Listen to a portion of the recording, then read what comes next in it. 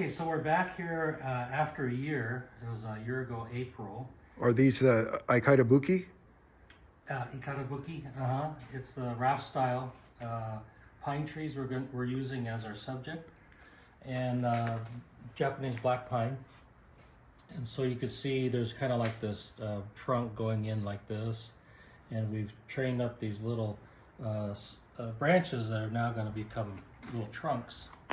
And we thought what we'd do is just keep these real fast growths. We'll cut these back to encourage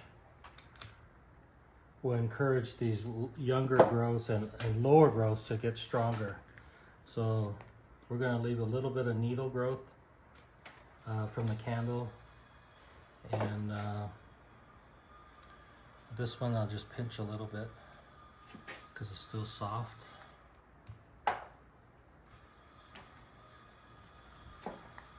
Okay, that's about it.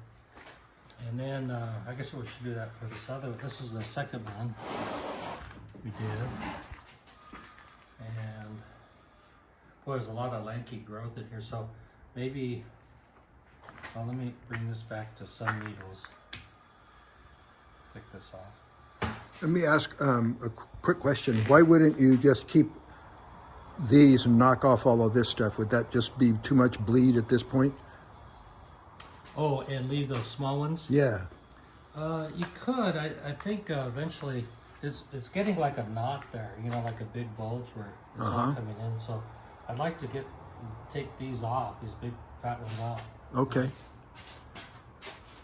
So it doesn't have a reverse taper. So you're just gonna stay with this one here and knock off these bigger, these three bigger guys, and got the it. small ones. Yeah. Yeah.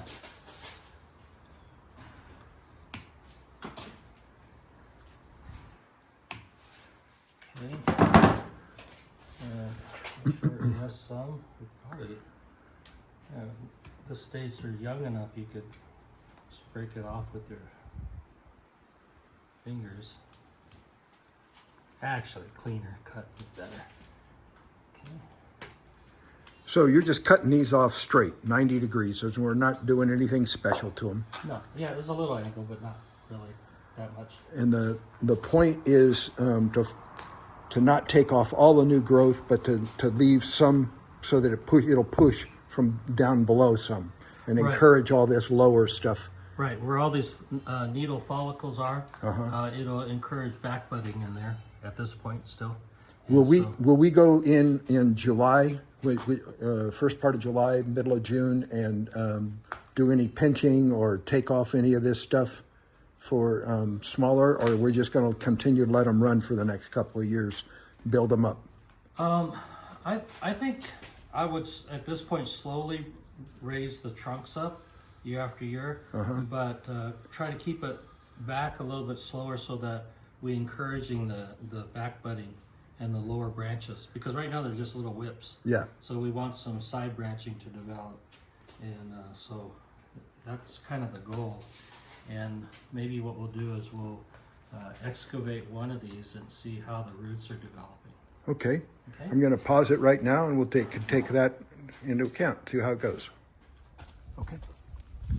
Oh, shit. Do it again. I didn't start it. Oh, okay. Okay, so we've just used water to wash out underneath the cut trunk where the roots are supposed to be emerging. We don't see any giant roots or anything, but we see some what looks like little root hairs have developed under this trunk there, here and there. So we decided, and the reason why we used water to wash it out and look at it, because we didn't want to rip any tiny root hairs that might have been developing by digging it out. So we did a little excavation, water excavation, and now we'll put it back, bring the soil back up, and put it back in the oven for another season.